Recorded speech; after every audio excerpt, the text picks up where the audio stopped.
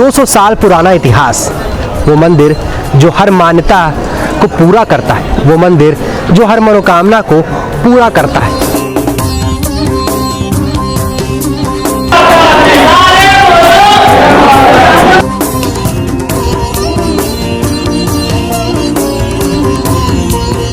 पिछले 2 से ज़्यादा सालों से माता के भक्त इस इंतज़ार में थे कि कब उन्हें अनुमति मिलेगी, कब वे माता का दर्शन कर पाएंगे।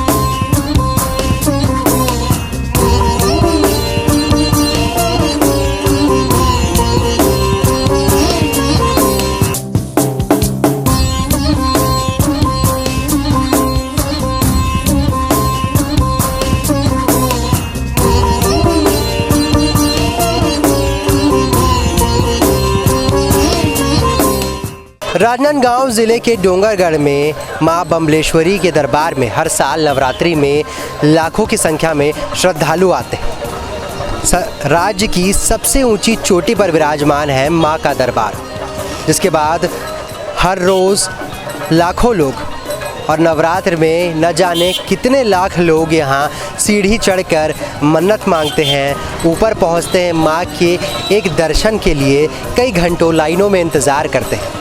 तो चलिए आपको मिलवाते हैं माँ के उस दरबार से, दिखाते हैं माँ का वो दरबार जहाँ पर श्रद्धालु अपने मन की मुराद लाते हैं। और कहा जाता है कि कहानियों में युद्ध हुआ और कई प्रेम कहानियों से जुड़ा यहाँ का संबंध है, मगर उसके बाद भी श्रद्धालु यहाँ आते हैं। लगातार आस्था का केंद्र ये बना रहता है, जिसके बाद अब भी श्रद्धालुओं का ये मानना है कि यहाँ एक बार जो दिल से मांगो वो मनोकामना पूर्ण हो जाती है। ऊंची पहाड़ियों पर माता का दरबार 2000 फीट की ऊंचाई पर विराजती है मां बमलेश्वरी। 2200 साल पुराना है बमलेश्वरी मंदिर का इतिहास। दर्शन मात्र से पूरी होती है मनोकामना।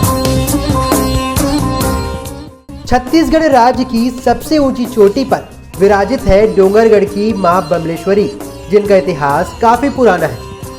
वैसे तो साल भर मां के दरबार में भक्तों का रेला लगा रहता है, लेकिन 2000 साल पहले माधवानल और कामकंदला की प्रेम कहानी से महकने वाली कामावती नगरी में नवरात्र के दौरान अलग ही दृश्य होता है।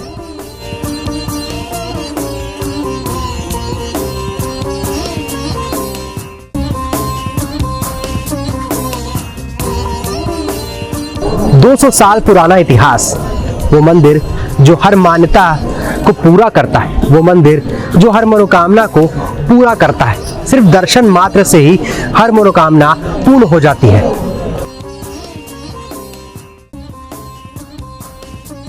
पिछले 2 से ज़्यादा सालों से माता के भक्त इस इंतज़ार में थे कि कब उन्हें अनुमति मिलेगी, कब वे माता का दर्शन कर पाएंगे। ऐसे में जब तीसरे साल माता के दर्शन के लिए अनुमति मिल गई है, तो आप मेरे पीछे देख सकते हैं कि लाखों की संख्या में भक्त यहाँ पर माता के दर्शन के लिए आए हुए हैं। डोंगरगढ़ की जमीन से करीब 2000 फीट की ऊंचाई पर विराजती है मां बमलेश्वरी।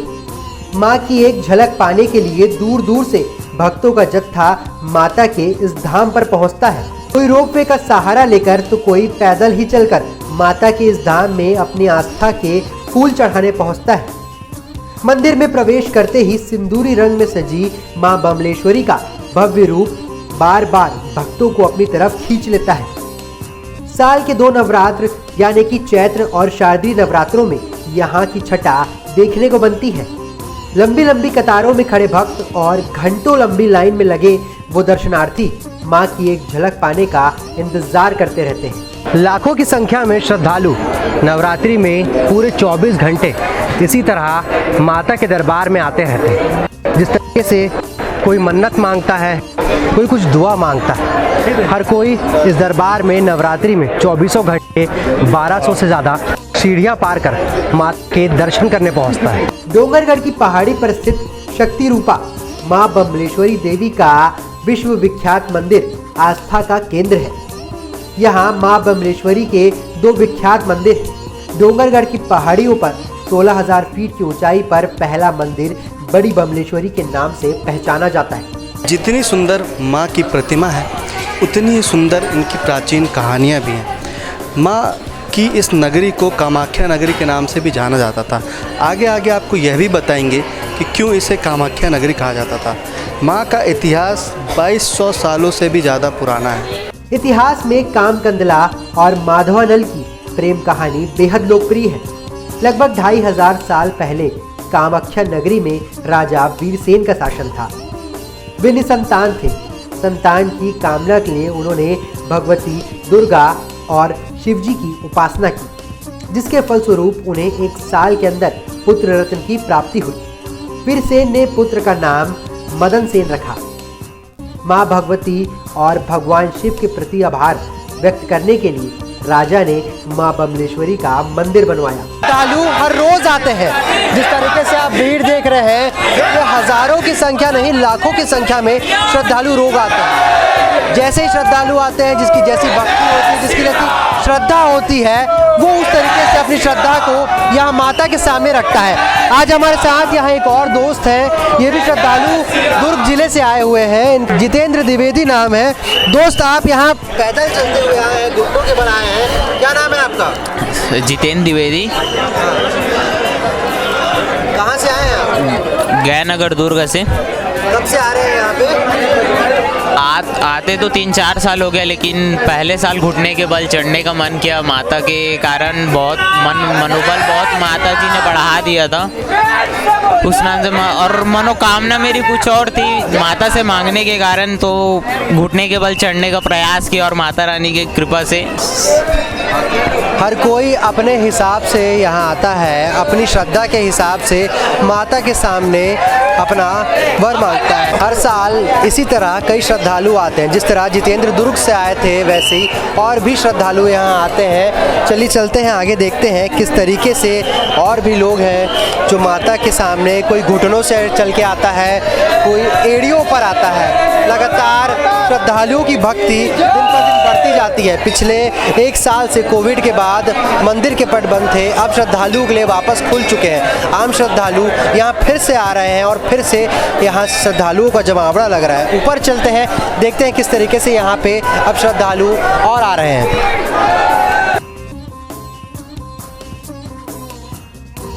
1200 से ज़्यादा सीढ़ियों का सफ़र तय करते हुए लाखों श्रद्धालुओं के साथ हम भी अब सबसे ऊपर यानी कि बड़े बमलेश्वरी के दरबार में पहुंच चुके हैं। आप देख सकते हैं सुबह का वक्त है। अब यहाँ पर माता को अलग तरीके से श्रृंगार किया जाएगा। उसके बाद पट बंद हो जाते हैं। 6 बजे जो है फिर से आरती होती है। श्रद्धालु यहाँ देख सकते हैं, लगातार श्रद्धालु जो है इंतज़ार कर रहे हैं। बहुत से श्रद्धालु हैं, लाखों की संख्या में।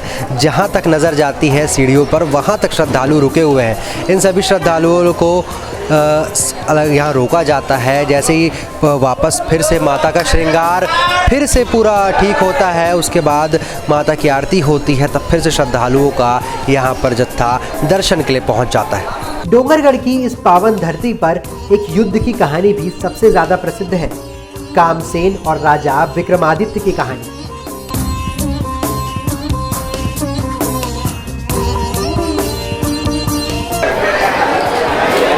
वैसे तो डोंगरगढ़ की माँ बमलेश्वरी के बारे में कई सारी कहानियाँ हैं। इसमें से एक कहानी सबसे प्रसिद्ध है, वो है कामसेन और राजा विक्रमादित्य के बीच का युद्ध। कहा जाता है कि इसी जगह पर, जिस जगह पर हम खड़े हैं, जिस जगह पर ये मंदिर है, यहीं पर कभी युद्ध हुआ था। कामसेन और राजा विक्रमादित्य के बीच युद्ध हुआ था।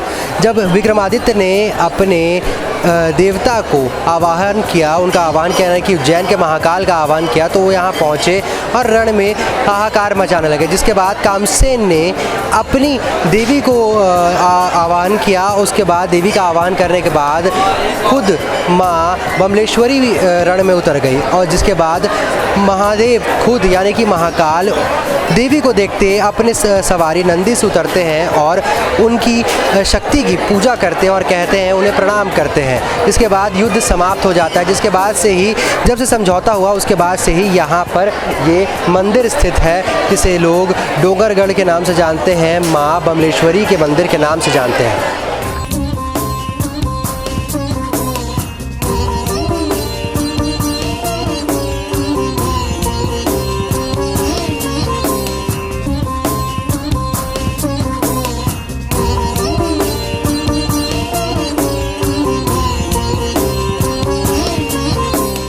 रात की चढ़ाई से लेकर सुबह की पहली आरती तक माँ बमलेश्वरी के दर्शन हमने आपको कराए।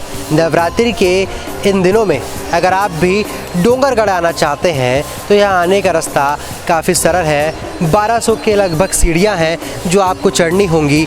अगर आप नहीं चढ़ सकते तो ट्रॉली की भी व्यवस्था है, और उसके बावजूद अगर आप फिर भी किसी तरह से नहीं जाना चाहते तो नीचे माँ की एक प्रतिरूप यानी कि छोटी बमलेश्वरी माँ मौजूद है, जिनके दर्शन आप कर सकते हैं वहाँ पर आकर। लगातार TCP 24 पर इसी तरीके से आस्था से जुड़े कई सारी चीज़ आपको दिखाते रहेंगे, कई सारी जगहों पर आपको घुमाते रहेंगे। लगातार हमारे साथ बने रहें TCP 24 पर। कैमरा पर्सन अरुण के साथ स्नेहिल सराफ, डोंगरगढ़।